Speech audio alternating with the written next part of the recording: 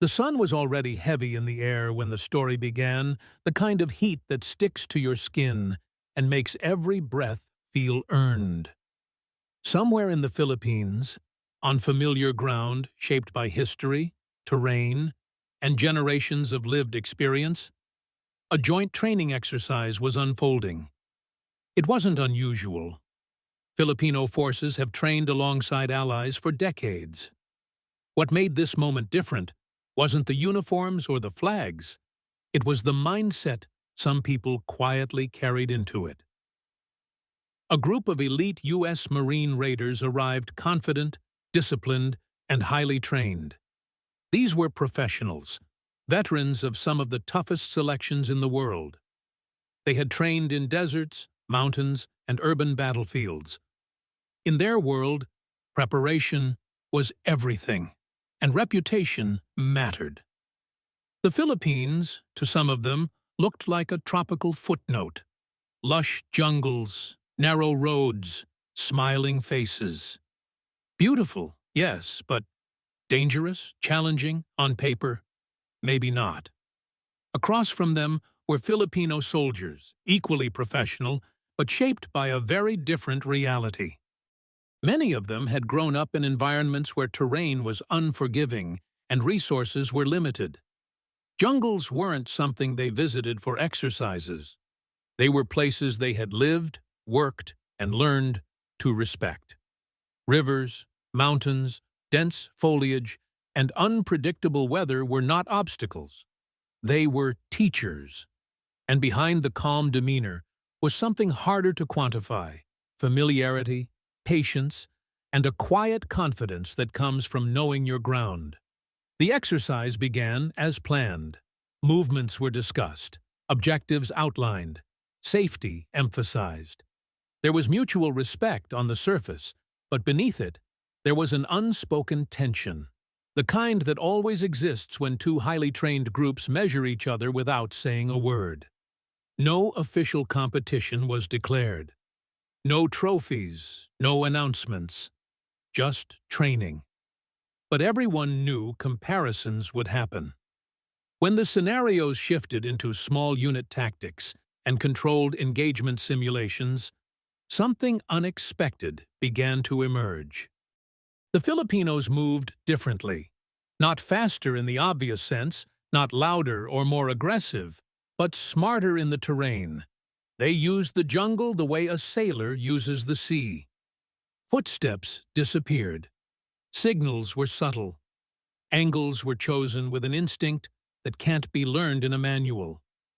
In the first run, the Filipino side achieved the objective quickly. The raiders adjusted. In the second run, the result was similar. By the third, quiet glances were exchanged.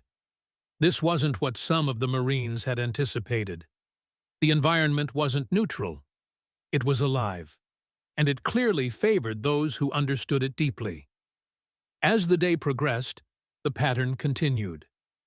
In several unofficial, friendly scenarios, never recorded as formal wins or losses, the Filipino unit consistently outmaneuvered their counterparts. Later, some participants would casually joke about an 8-0 run, not as an official score, but as shorthand for how decisively the scenarios played out. No one made a public announcement. No reports were written claiming victory. But among those who were there, the message was clear. This wasn't about who was stronger or braver. It was about context. Training in the Philippines isn't just about physical skill. It's about reading the land, understanding silence, and knowing when not to move. Filipino soldiers brought something that couldn't be imported or rushed: lived experience. By the end of the exercise, the mood had changed. Confidence was still there, but it had evolved. The Marine Raiders, professionals to the core, did what professionals do when faced with a gap. They acknowledged it. Conversations shifted from comparison to curiosity. Questions were asked. Techniques were discussed. The same soldiers who may have arrived assuming dominance were now listening closely. One of the most telling moments didn't happen during an exercise, but afterward, during a quiet conversation. A Marine, exhausted and honest, reportedly said something simple: "We need to learn how you do this." It wasn't an admission of weakness. It was respect. Requests followed. Not formal paperwork, not press releases, but genuine interest in additional jungle training with Filipino instructors. How do you move without being heard? How do you read signs in vegetation most people see as a wall of green? How do you stay patient when visibility drops to nothing and time stretches on? For Filipinos, this wasn't a moment of triumph to be shouted from rooftops. It was something quieter, more familiar. The Philippines has always existed at the crossroads of empires, often underestimated, often misunderstood. Yet its people have endured, adapted, and mastered their environment in ways outsiders rarely see at first glance. This story isn't about humiliating elite foreign soldiers. It's not about one nation being better than another. It's about a reminder, especially relevant to the Philippines, that capability doesn't always come with noise. Sometimes it comes with deep roots, long memory, and an intimate bond with the land. The jungle doesn't care about rank or reputation. It rewards those who listen. When the exercise ended, everyone left better than they arrived. The Marine Raiders carried new respect for a place and a people they now understood more clearly.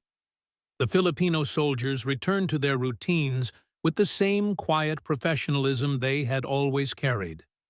No medals were handed out. No headlines were made. But a lesson lingered, one that resonates far beyond the training ground. Never underestimate the people who know their home.